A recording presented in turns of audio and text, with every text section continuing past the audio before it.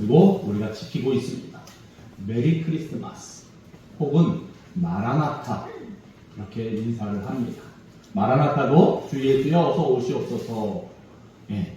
그래서 우리가 성탄을 지키는 이유가 처음 오신 예수님을 기념하는 것도 있지만 다시 오실 예수님을 기대하며 소망을 갖고 성탄이라는 절기를 지키고 있습니다.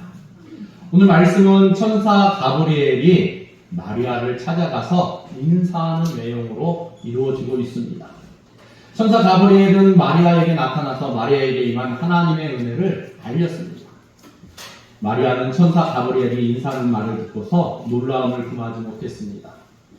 천사 가브리엘은 마리아를 진정시킨 후 마리아의 몸을 통하여 성탄이 있을 것을 예고했습니다. 성탄은 무엇입니까? 탄생입니다. 거룩한 탄생. 우리가 노엘 그러는데 이 노엘도 라틴어로 성탄을 얘기합니다. 그리고 불어로 성탄을 얘기합니다. 그래서 노엘 이것은 예수님의 탄생을 우리가 축성탄이라는 단어랑 동일하게 사용할 수 있는 것입니다. 이 예고를 받고 물론 천사 가브리엘이 임의적으로 마리아를 찾아온 것이 아닙니다. 천사 가브리엘을 보내신 분은 하나님이십니다.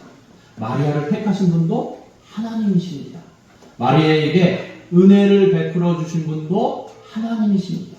이렇듯 하나님이 모든 것을 주권적으로 행하셨습니다.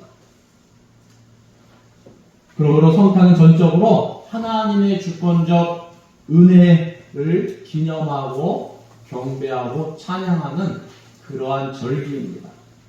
오늘 말씀 속에 은혜를 받은 자여 평안할지어다 주께서 너와 함께 하시도다. 이는 천사 가브리엘이 마리아에게 인사했던 인사말입니다.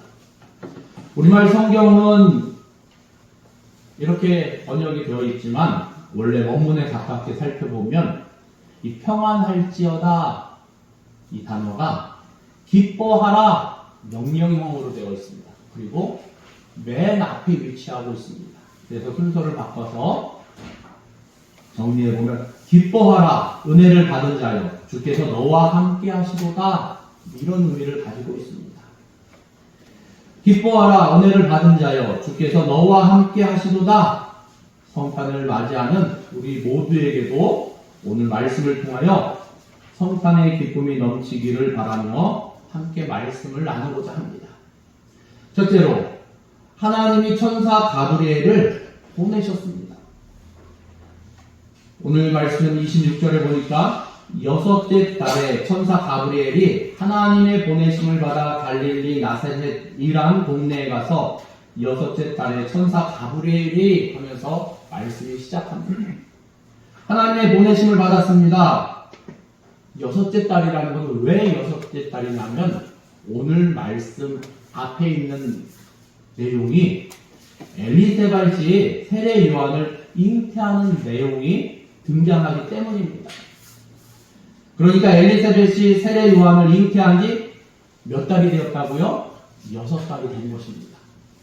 그때 천사 가브리엘이 하나님의 보내심을 받아서 마리아를 방문한 것입니다.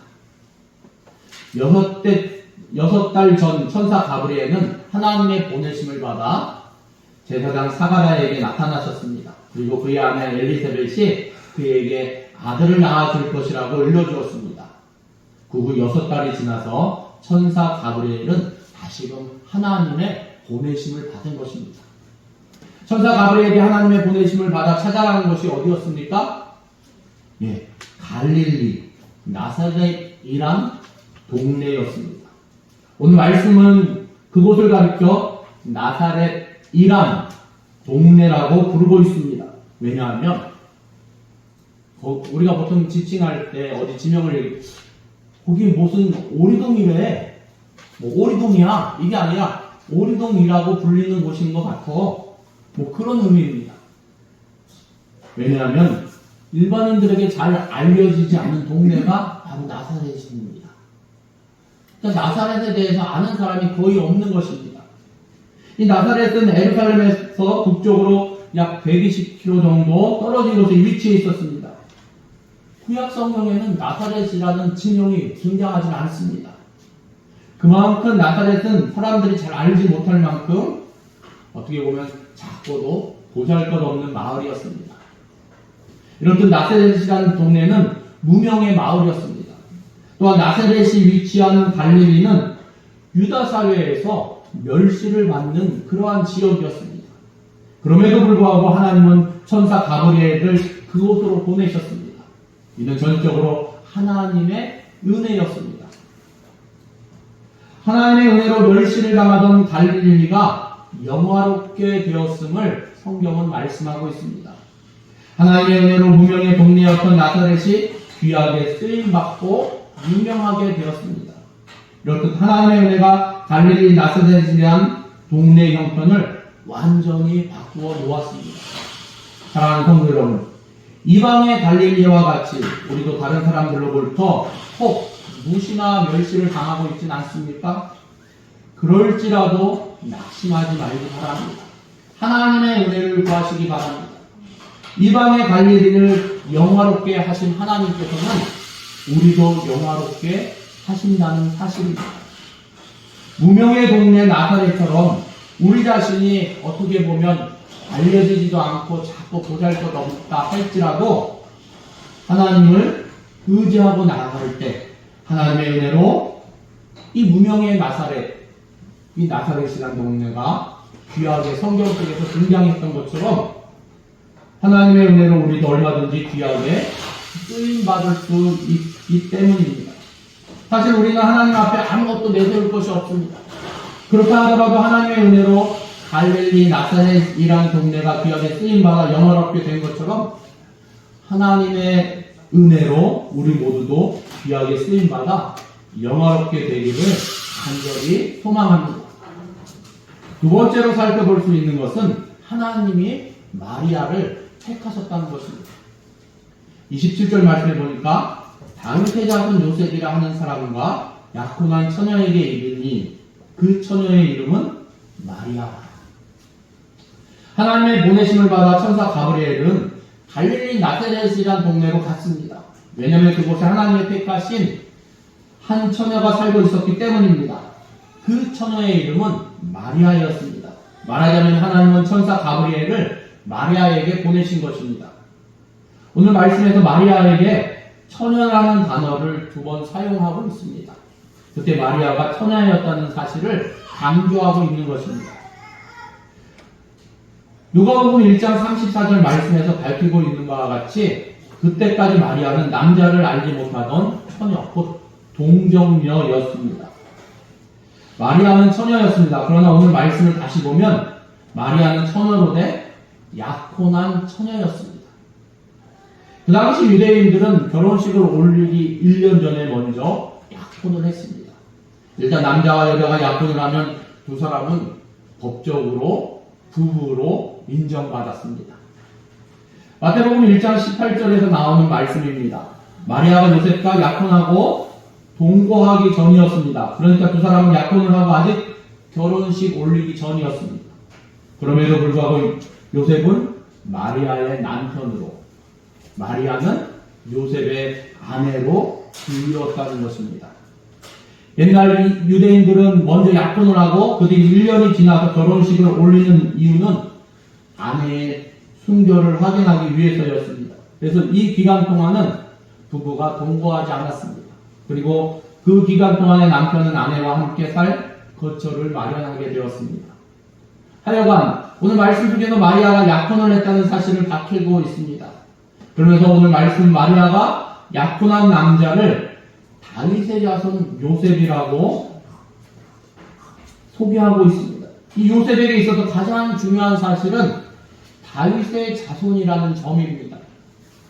마태복음 1장에는 예수님의 계보가 기록되어 있습니다. 아브라함과 다윗의 자손 예수 그리스도의 계보라. 예수님의 인적 계보에서 밝혔듯이 요셉은 분명 다윗의 자손이었습니다. 요셉은 다윗 왕의 DNA를 물려받은 후손이었습니다.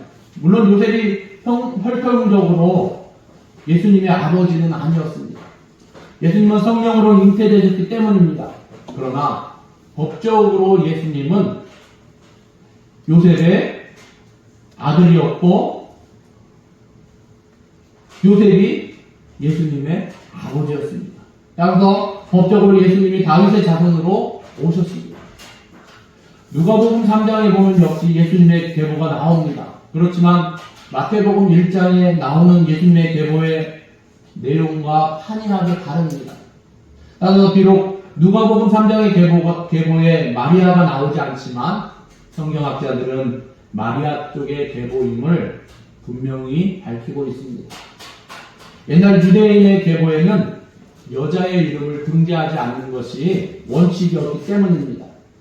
하여간 예수님은 법적으로 다윗의 자손이었지만 혈통적으로도 다윗의 자손이십니다. 그러면 예수님이 다윗의 자손으로 오셨다는 사실이 왜 중요합니까? 그것은 사무엘하 7장 12절 말씀입니다. 하나님은 다윗의 몸에서 날 다윗의 씨를 세우실 것이며 또한 하나님은 그의 나라 왕위를 영원히 견고하게 하시리라 말씀하셨습니다. 이에 따라 이스라엘 백성은 다윗의 자손으로 오실 메시아 곧 그리스도를 계속해서 기다렸습니다. 예수님 당시에 이스라엘을 다스렸던 왕의 이름은 헤롯이었습니다. 그는 구약 에돔, 곧 신약에서는 이두메라고 불리는 이두메 사람이었습니다. 그는 다윗의 자손이기는커녕 유대 사람도 아니었습니다. 바로 이러한 때 다윗은 요셉의 가정에서 이러할 때 다윗이 아니라 예수님은 요셉의 가정에서 탄생하신 것입니다.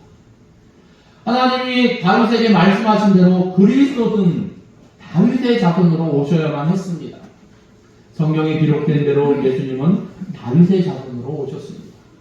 바로 이와 같은 사실을 분명히 밝히기 위해서 오늘 말씀은 요셉을 다윗의 자손이라고 소개하고 있는 것입니다.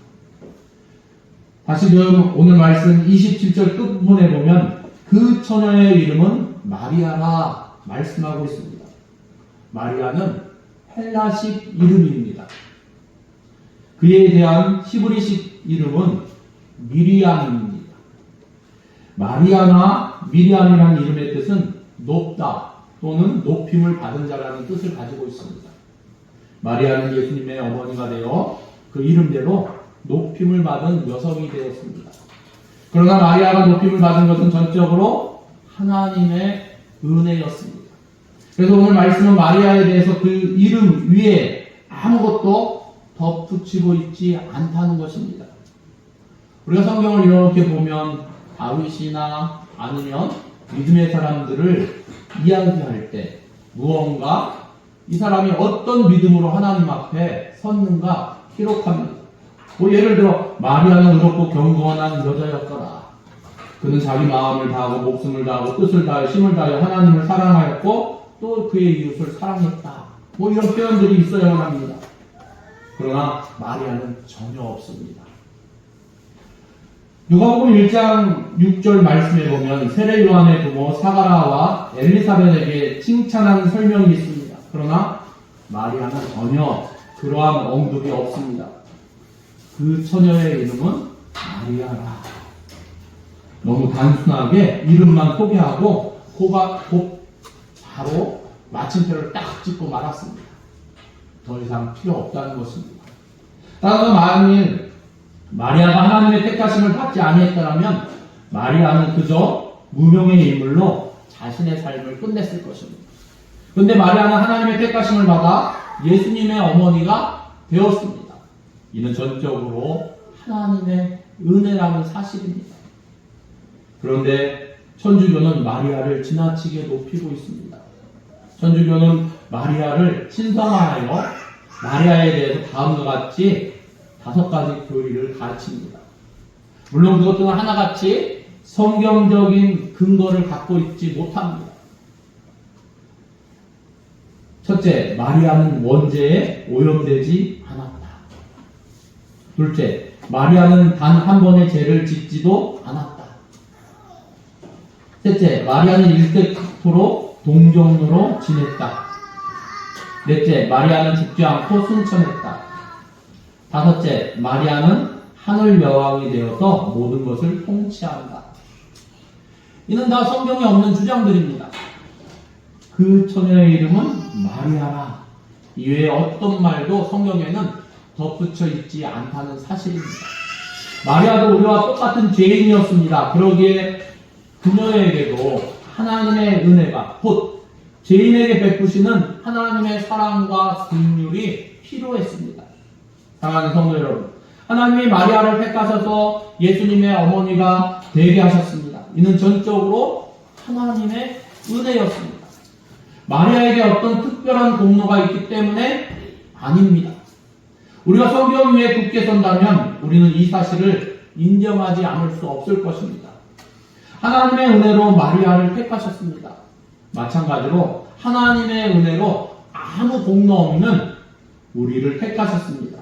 그러므로 하나님의 은혜에 늘 감사하면서 하나님의 은혜에 보답하는 심정으로 우리에게 맡겨준 그 삶을 열심을 다해서 하나님께 영광 돌리는 모두가 되기를 예수님의 이름으로 축원합니다. 셋째로 하나님 마리아에게 은혜를 베푸셨습니다. 28절 말씀해 보니까 그에게 들어가 이르되 은혜를 받은 자여 평안할지어다 주께서 너와 함께 하시도다 하니, 여기서 그에게 들어가 이는 천사 가브리엘이 마리아가 사는 집에 들어갔다는 뜻입니다. 이때 마리아는 혼자 집에 있었을 것입니다. 마리아가 당황하지 않도록 천사 가브리엘은 마리아에게 다정한 말로 인사를 했습니다. 이미 우리가 말씀 나눈 것처럼 기뻐하라 은혜를 받은 자여 주께서 너와 함께 하시도다, 이 인사말을 했는데 이 인사말에는 세 가지 내용이 함께하고 있습니다. 첫째는 기뻐하라입니다. 이 말씀은 데살로니가 전서 5장 16절에 나와 있는 말씀. 어떤 말씀이죠? 항상 기뻐하라. 네, 거기서 쓰인 단어와 똑같은 단어가 쓰이고 있습니다.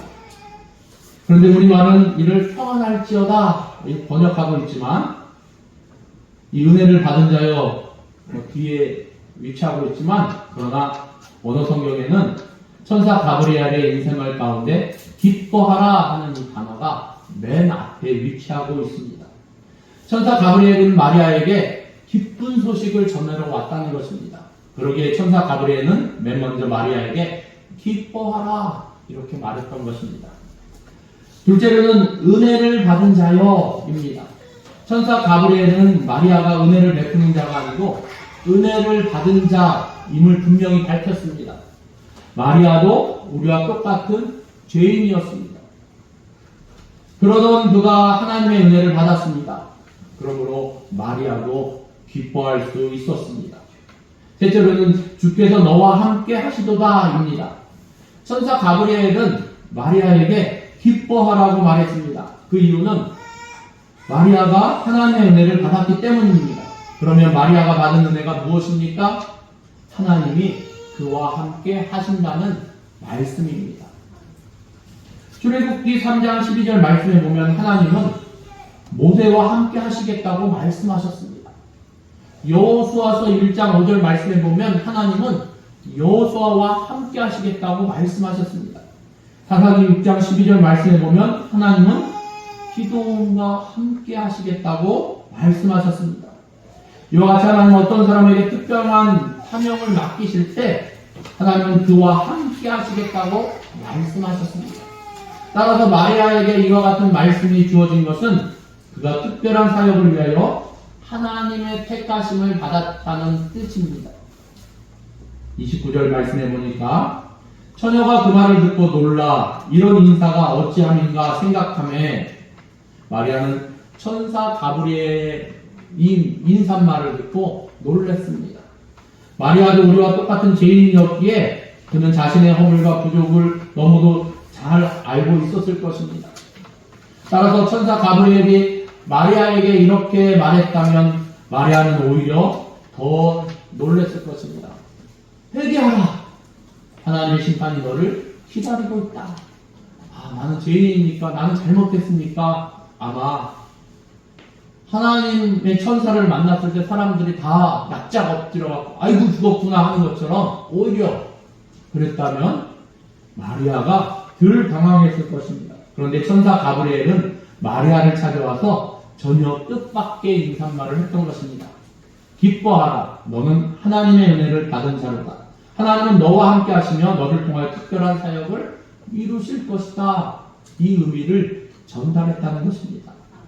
그러니 마리아가 놀랄 수밖에 없었던 것입니다. 29절 하반부에 있는 말씀입니다. 이런 인사가 어찌함인가 생각했다는 것입니다. 왜 나에게? 왜 내가?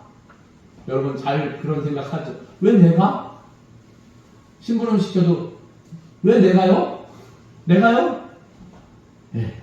하나님께서 우리에게 사명을 주셔도 왜 내가? 네. 자동적으로 반응합니다. 하나님의 나처럼 보잘것없는 그냥 평범하게 살아가는 여인을 어디에 쓰시려고 하시는가 생각했다는 것입니다. 마리아는 여러 가지 생각이 많았을 것입니다.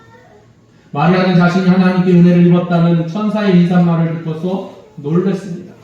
그런 마리아가 오늘날 많은 사람들이 자기에게 나와서 기도하며 복을 비는 모습을 볼 때 어떤 느낌을 받겠습니까? 마리아는 천사의 인사말보다 더 곤욕스럽고 당황스러워 할 것입니다. 마리아에게 한 가지 좋은 점이 있었다면 그는 바리새인들처럼 스스로 의롭게 여기지 않았다는 사실입니다. 그녀는 교만하지 않았습니다. 겸손하게 자신의 부족함과 허물을 깨달았습니다. 그러기에 마리아는 하나님의 은혜를 받을 수 있었습니다. 하나님은 교만한 자를 물리치시고 자신을 높이는 자를 대적하십니다. 하나님은 겸손한 자에게 은혜를 베푸시며 자신을 낮추는 자를 높이 들어 귀하게 사용하십니다. 우리도 마리아처럼 겸손한 자가 되어 하나님의 은혜를 받아 귀하게 쓰임받기를 바랍니다.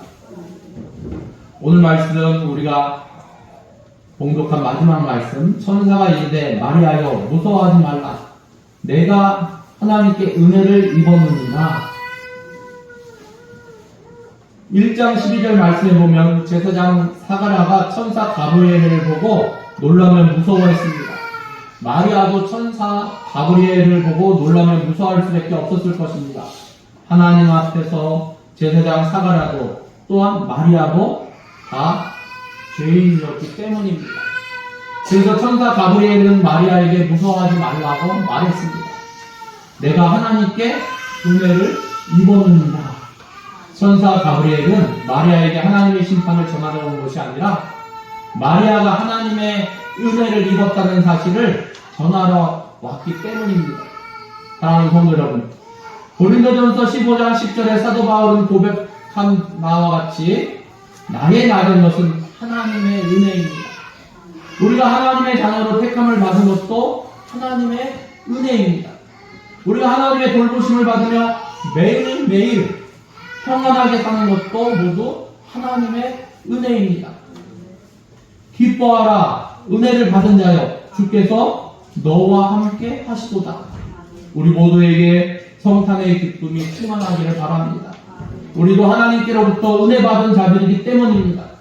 주께서 늘 우리와 함께 하신다는 이 말씀, 이 믿음으로 날마다 기쁨 가운데, 감사 가운데, 찬양 가운데 살아갈 수 있는 저와 여러분 되시기를 예수님의 이름으로 축원합니다. 기도하시겠습니다. 하나님 감사합니다. 하나님, 나의 나다운 것이 전적으로 하나님의 은혜임을 고백합니다. 하나님, 인간이 인간을 섬길 수 없습니다. 하나님 대신 예수 그리스도, 참된 인간이시며 참된 하나님이신 오직 예수 그리스도만이 우리의 경배의 대상이 되고 우리의 찬양의 대상이 되고 우리의 섬김의 대상이 되는 고백합니다. 하나님, 거기에 그 누구도 끼어들 수 없습니다. 하나님, 우리가 항상 이것을 기억하면서 하나님 앞에 받은 은혜에 감사하며 하나님이 나와 함께 하신다는 그 사실, 그 기쁨 가운데 항상 예수 그리스도의 탄생을 기뻐하며 감사하며 또 그것을 기념하며 하나님 앞에 설 수 있기를 원합니다. 하나님, 우리 가운데 은혜 허락하심을 감사합니다. 하나님, 그 은혜대로 하나님 우리가 살아갈 수 있도록 하나님 우리를 다스려 주시옵소서. 모든 것을 주님께 의뢰드리며 예수 그리스도의 이름으로 기도드립니다. 아멘.